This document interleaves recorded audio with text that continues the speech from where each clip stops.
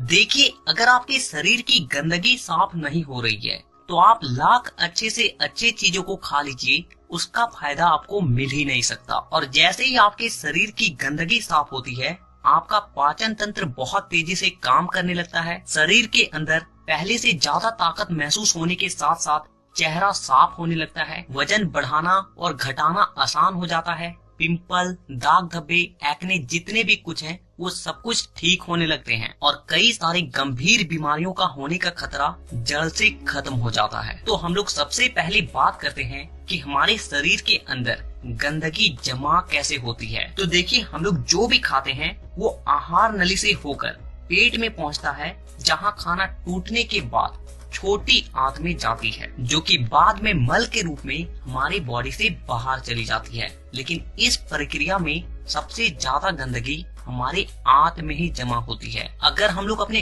आंत को जूम कर कर देखें तो वो कुछ इस तरह का दिखाई देता है, जिसमें उंगली की तरह दिखने वाली छोटी छोटी उभार होती है, जो कि एक फिल्टर की तरह काम करती है, क्योंकि इन उभार के अंदर नसें होती है जो कि हमारे शरीर के अलग अलग हिस्सों से जुड़ी होती है और इसी नस के जरिए खाने में मौजूद पोषक तत्वों को खींचकर खून में और हमारे शरीर के अलग अलग हिस्सों तक पहुंचाया जाता है। लेकिन जब हम लोग जाने अनजाने में गलत तरीके के खाने का इस्तेमाल करते हैं तो वो हमारे आंतों में चिपकने लगती है और धीरे धीरे दीवार पर एक मोटी परत बनाकर जमा हो जाती है, जिससे कि जब हमारी आंतें खाने में मौजूद पोषक तत्वों को खींचती है तो उसके साथ साथ गंदगी भी हमारे खून में मिल जाती है और फिर शरीर के अलग अलग हिस्सों में जाकर ये गंदगी जमा हो जाती है। जब ये गंदगी खून के जरिए हमारे लीवर तक पहुंचती है तो फैटी लीवर और जॉन्डिस जैसी बीमारियां होती है। जब ये किडनी में जमा होती है तो किडनी स्टोन और फेफड़े में जमा होने से अस्थमा, और जब खून के जरिए दिल तक पहुंचती है